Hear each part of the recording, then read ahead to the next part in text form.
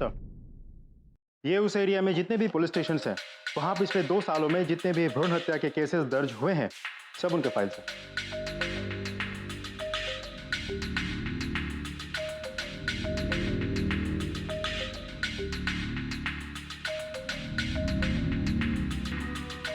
इन सारे केसेस में जितनी भी अबॉर्शंस हुए हैं सब लड़कों के हुए। ये कन्या भ्रूण हत्या के बारे में तो मैंने बहुत सुना था, पर यह तो मामला उल्टा ही है। कोई तो है, कोई इंसान, कोई संगठन या फिर कोई समुदाय जो ये भ्रूण हत्याएं जानबूझ के करवा रहा है। अच्छा, जहां जहां से तुमने इस केसेस की फाइल निकलवाई, वहां पर इन केसेस का क्या स्टेटस था? सभी कोल्ड केसेस हैं सर। अच्छा श्रीराम, आज से कुछ महीने पहले एक लड़की का एक्सीडेंट हुआ था, याद है? जो किसी से जान बचाकर भाग रही थी। उसके गर्भ में भी तो एक लड़का था। बिल्कुल सर। जो भी हो, कहीं ना कहीं सेक्स डिटर्मिनेशन हो रहा है। एक काम करो श्रीराम, तुम एक टीम रेडी करो और सबको यहाँ मीटिंग के लिए बुलाओ 1 घंटे में। Sir, I have a plan. Okay sir.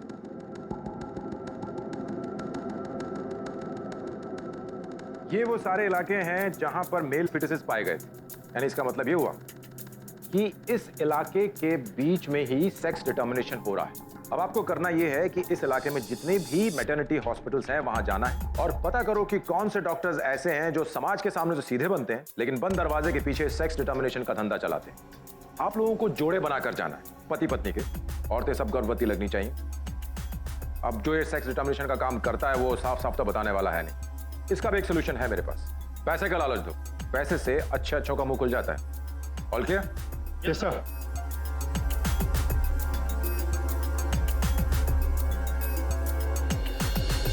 Police के सामने एक बड़ा खुलासा हुआ था, एक अनसुना और असाधारण मामला। इतने बड़े पैमाने पर मेल फीटिसाइड यानी कि नर भ्रूण हत्याएं की जा रही थी। पुलिस के लिए यह बेहद चौंकाने वाला मामला था, लेकिन ऐसी अनसुनी घटना की आखिर वजह क्या थी? सिर्फ मेल फीटस का मिलना।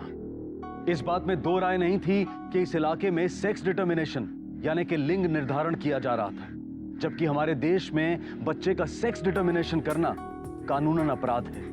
हमारे देश में कुछ समुदाय ऐसे हैं जहां लड़कियों को लड़कों से ज्यादा महत्व दिया जाता है, दहेज लड़कों को देना पड़ता है। तो ऐसे में कुछ परिवार लड़कों को एक बोझ की तरह से देख सकते हैं। तो क्या इस सब के पीछे ऐसे ही किसी समुदाय के लोगों का हाथ था, या फिर कोई अंधविश्वासी बलि चढ़ाने के नाम पर इस जुर्म को एक सोचे समझे तरीके से अंजाम दे रहा था? आखिर ऐसी कौन सी वजह थी जो इतनी घिनौनी और ऐसी असाधारण हरकत के लिए लोगों को उकसा रही थी? घर में लक्ष्मी है, हमारी एक बिटिया है। हाँ श्रीराम, सभी गायनेकोलॉजिस्ट के पास जाके पता करो, लेकिन अगर वो ना कह दें तो फिर उनके स्टाफ से पूछो, क्योंकि ऐसे काम में सिर्फ गायनेकोलॉजिस्ट अकेले नहीं होंगे, उनका कोई ना कोई स्टाफ भी शामिल होगा।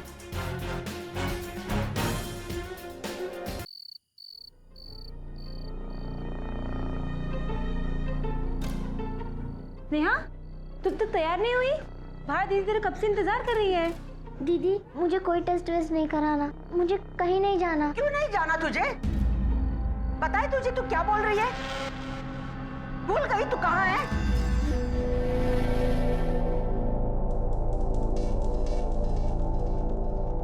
क्यों गुस्सा दिलाती है तू मुझे? तुझे पता है ना मैं जो कुछ कर रही है तेरे भले के लिए कर रही हूँ। भगवान करे तू भी इस दुनिया में एक छोटी सी नन्ही सी परी को लेकर आए। समझ गई ना तू? जा जाकर तैयार हो जा। जा रही है ना तू?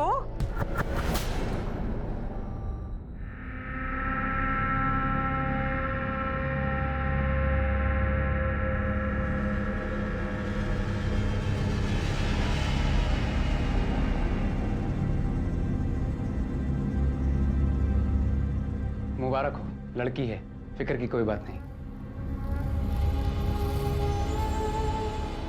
थैंक यू डॉक्टर साहब।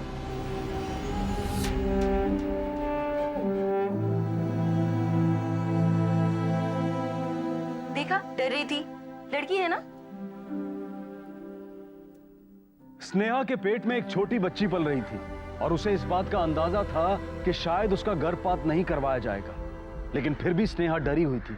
क्या स्नेहा के डर की वजह मां बनने की जिम्मेदारी थी, या वो अपनी बच्ची को लेकर चिंतित थी? सावित्री के बर्ताव से यह साफ जाहिर था कि उसे नवजात बच्चियों में दिलचस्पी थी। आखिर क्या होने वाला था इन बच्चियों के साथ। दूसरी तरफ पुलिस घास के ढेर में सुई खोज रही थी, लेकिन जब तक पुलिस इस केस को सुलझाती उतने वक्त में न जाने कितने अजन्मे शिशुओं की जान खतरे में थी।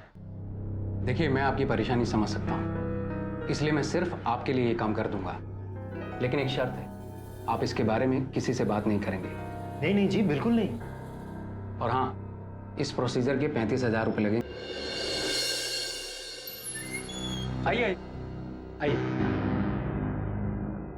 डॉक्टर साहब, आप अकेले ही हो क्या? आपके साथ और कोई नहीं है? हाँ, अभी तो मैं ही हूँ। वैसे इसके लिए मैं खास स्टाफ रखता हूँ, लेकिन आज जरा वो छुट्टी पे है। लेकिन आप टेंशन मत लीजिए। मैडम, आप लेट जाइए प्लीज।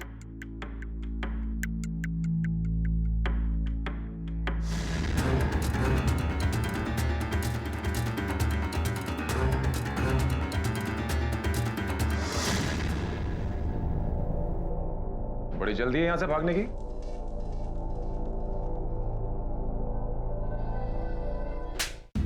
मैंने क्या किया सर? बता, तेरा इलीगल धंधा कब से चल रहा है? कौन सा धंधा सर? सर, आज पहली बारी किया और आपने पकड़ लिया सर।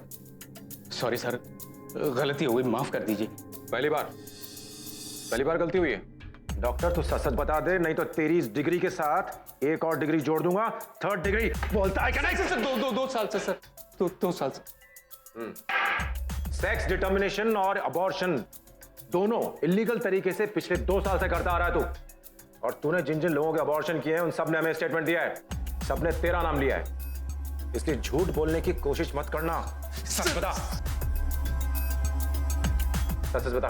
क्या बताऊं सर, वो मुझे तो बस काम के पैसे मिलते थे। वो मेरे पास कस्टमर लेकर आता था। वो कौन?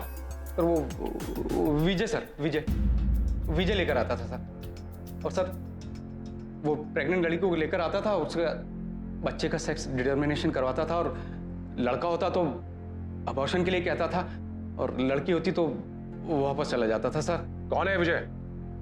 विजय एक कंपाउंडर है सर, स्टार हॉस्पिटल में काम करता है, और इस काम के पैसे भी मुझे वही देता है सर। कहां मिलेगा विजय अभी?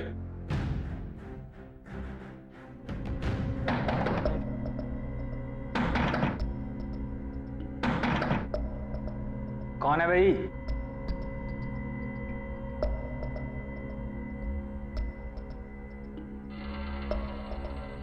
विजय, चल चल चल चल। सब मैंने कुछ नहीं किया साहब। देख बेटा, हम जानते हैं कि तू अकेला नहीं है, इसलिए भलाई इसी में है कि तू सब सच सच बता दे।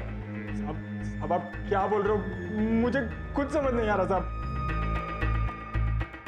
देख, अगर तू हमारे साथ कोऑपरेट नहीं करना चाहता है मत कर, तेरी मर्जी, लेकिन फिर तुझे जेल में जाने से कोई नहीं रोक पाएगा। लेकिन हाँ, अगर तू हमारी मदद करेगा ना तो हम तुझे सरकारी गवाह बना लेंगे, और फिर हो सकता है तेरी सजा कुछ कम हो जाए, या फिर तेरी सजा माफ भी हो सकती है। सोच ले। क्यों, मदद करेगा ना?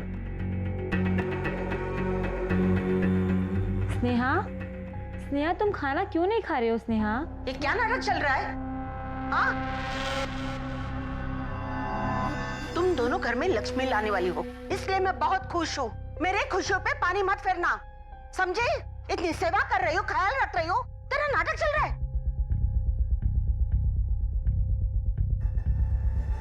ले, खा ले। देख, मैं तुझे चोट पहुंचाना नहीं चाहती, तू मुझे इसके लिए मजबूर भी मत करना। वो भी तो पेट से है ना, वो रो रही है, चुपचाप खाना खा रही है ना।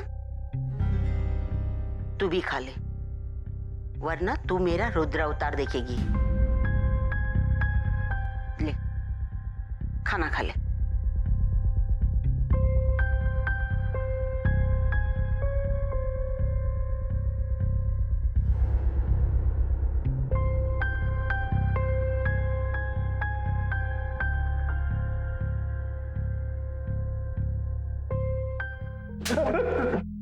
सच सच बता। कुछ बता सर? नहीं सर। नहीं, ऐसे नहीं बताएगा ये। मैं बताता हूँ साहब, मैं सब बताता हूँ साहब। बोल। ये सबके पीछे एक बबीता नाम की औरत है साहब। बबीता ही मेरे को फोन करके बताती थी कि लड़की कब आने वाली होती थी। डॉक्टर साहब को तैयार करके उनकी मदद करना, उनको पैसे देना, ये सब मेरा काम था साहब। बबीता का आदमी मेरे को आकर पेमेंट देता था। ये बबीता कहाँ मिलेगी इस वक्त? सर बबीता कहाँ मिलेगी ये बोल नहीं सकते, पर हाँ मैं एक आध बार उससे उसके जूही नगर वाले अड्डे पर मिला हूँ साहब। इसका फोन दो उसे। यस ये ले। चल बबीता को फोन लगा और उससे पूछ के कहाँ है वो इस वक्त। स्पीकर पर डाल।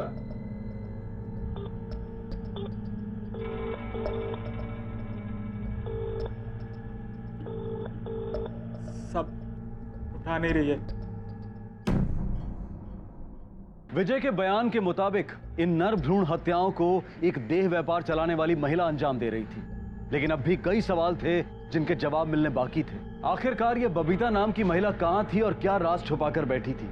सावित्री गायकवाड़ का इस देह व्यापार से क्या लेना देना था और वो लड़कियों के साथ क्या करने वाली थी? लेकिन सबसे महत्वपूर्ण सवाल यह था कि नर भ्रूण हत्याएं करके आखिर ये लोग पाना क्या चाहते थे?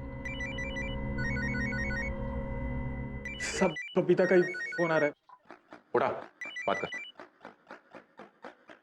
हेलो बबीता मैडम, किधर हो आप?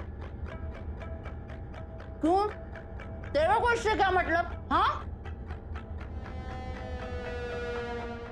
क्या मैडम, मैं सोच रहा था कि अभी आपके जूही नगर वाले अड्डे पे आऊं, आप कोई अच्छी लड़की दिखाती तो मजा आ जाता।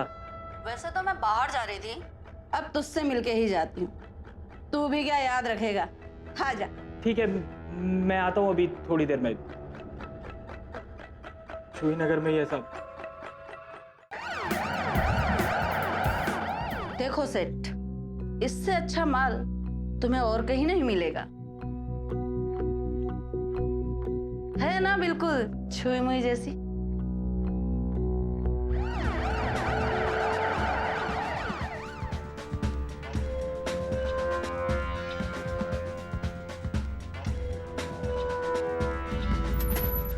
पकड़ लो इसे।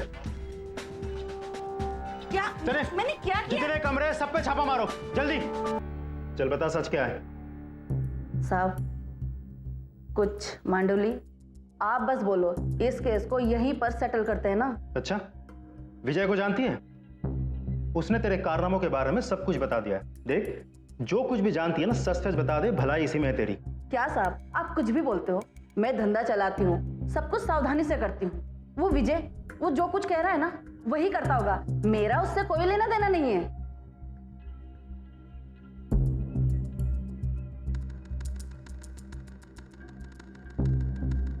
सर, वो मुंह नहीं खोल रही है। मुंह नहीं खुल रही? नहीं सर। मैं बबीता का फोन ही देख रहा था। इसमें उसने अपनी कुछ लड़कियों की तस्वीरें सेव करके रखी हुई हैं, शायद क्लाइंट्स को दिखाने के लिए। इसमें से मुझे एक तस्वीर मिली है, देखो। सर ये तो वो एक्सीडेंट वाली लड़की की तस्वीर है। एग्जैक्टली।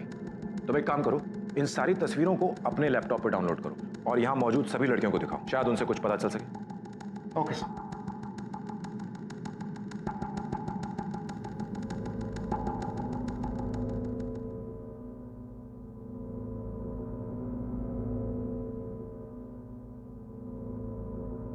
इस लड़की को पहचानती हो? हाँ। हमें बता सकती हो लड़की कहाँ मिलेगी?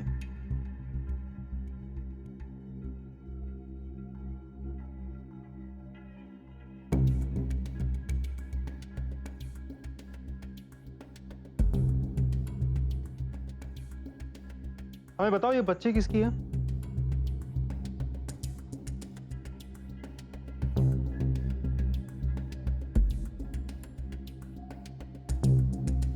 बेटा डरो मत, इधर आओ। ये बच्चे तुम्हारी हैं?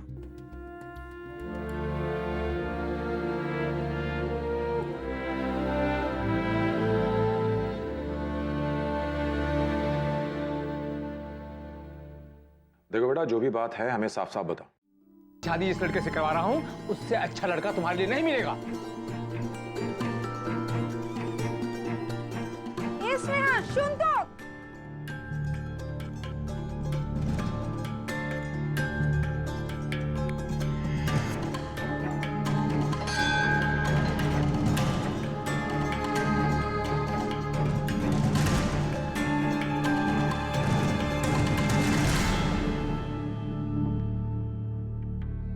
बेटा क्या बात है, तुम बहुत परेशान दिख रहे हैं। ये लो प्रसाद खाओ।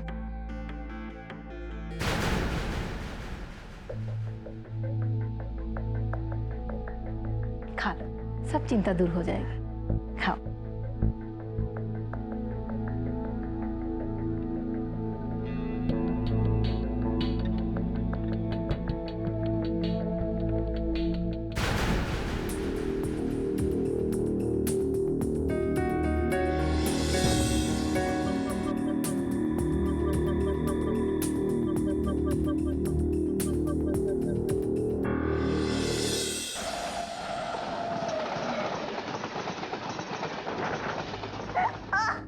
ले संगीता, ऐश कर जा।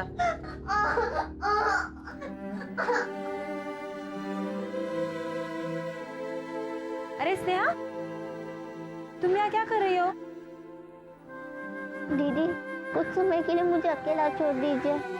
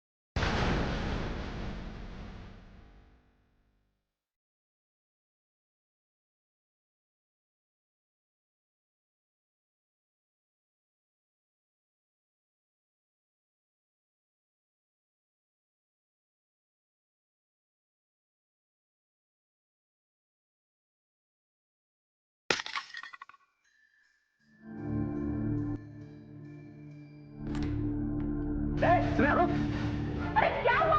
अरे भागो भागो, पकड़ो उसे।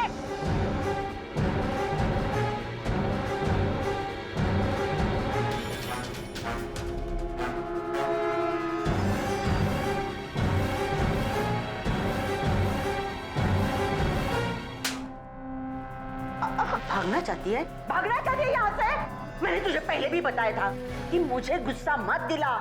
फिर तूने सोचा ही कैसे? मुझे पता है कि तुझे तेरी फिक्र नहीं है, लेकिन मुझे है तेरे बच्चे की फिक्र, समझी? आइंदा भागने की कोशिश की ना तो मैं तेरे साथ क्या करूंगी मुझे पता नहीं है। मुझे सिर्फ तेरे बच्चे की फिक्र है। तेरी फिक्र करना मैं छोड़ दूंगी, समझी? शालू, इसे अंदर लेके जा।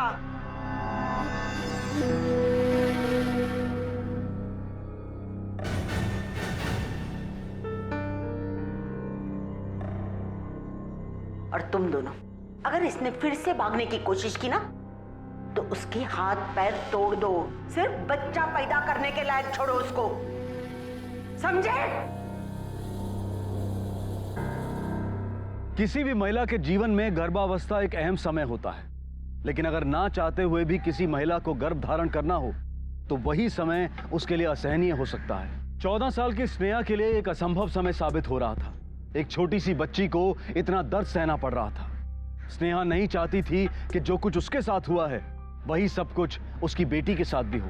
क्या स्नेहा की तकदीर में भी रानी की तरह ही अंत लिखा था, या फिर उसकी बेटी के जीवन की शुरुआत अंधेरे में ही होनी थी? इसे पहचानती? साहब, मैं अलग अलग जगह से धंधा चलाती हूँ। मेरे नीचे कई मैनेजर लोग भी रखे हुए हैं। कभी कभी लापरवाही की वजह से कोई लड़की पेट से हो जाती है तो हम उसे गायकवाड़ के घर भेज देते थे। सावित्री मेरी पुरानी दोस्त है। मैं उसे प्रेग्नेंट लड़कियों को रखने के लिए पैसे देती थी और चौथे महीने बाद हम विजय के जरिए उनकी सोनोग्राफी करवाते थे। अगर लड़का रहा होता तो हम उसे वहीं गिरवा देते थे, क्योंकि उससे हमें कोई फ़ायदा नहीं होता था, और लड़कियों को हम रख लेते थे। लड़कियों के बड़े हो जाने पर हम उन्हें बाहर बेच देते थे। 10-12 साल की कमली लड़की का बाहर गाँव में अच्छा दाम मिलता है साहब। अच्छा इन्वेस्टमेंट है साहब, इसलिए हम उनकी बच्चियों को पालते हैं। अब ये बता कि सावित्री का घर कहाँ है?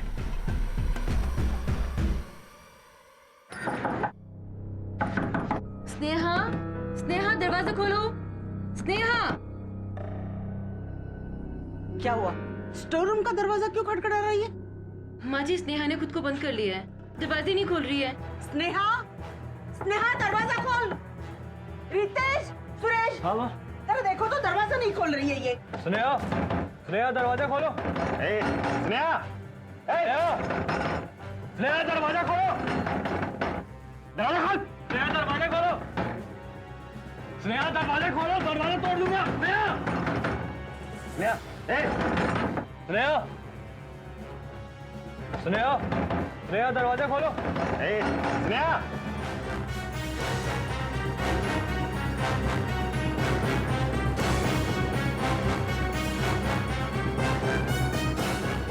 मैं जैसा वैसा नहीं होने दूंगी।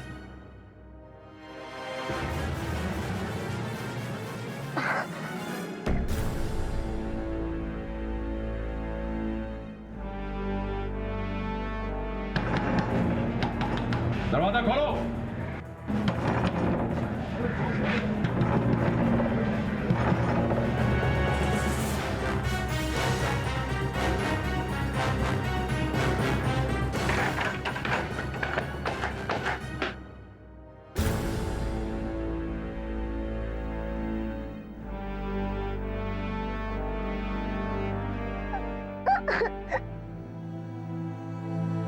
सर, लड़कियों को महिला आश्रम छोड़ दिया गया और उनसे उनके घरों का पता लेकर लोकल पुलिस स्टेशन में खबर कर दी गई है।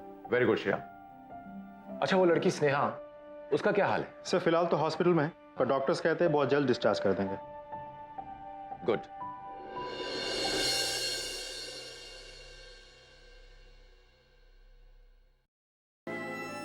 पहली नजर में देखने पर जो साफ नर भ्रूण हत्या का मामला दिखाई दे रहा था, उसके राज खुलने पर जैसे एक के बाद एक जुर्म की परतें निकलती गई।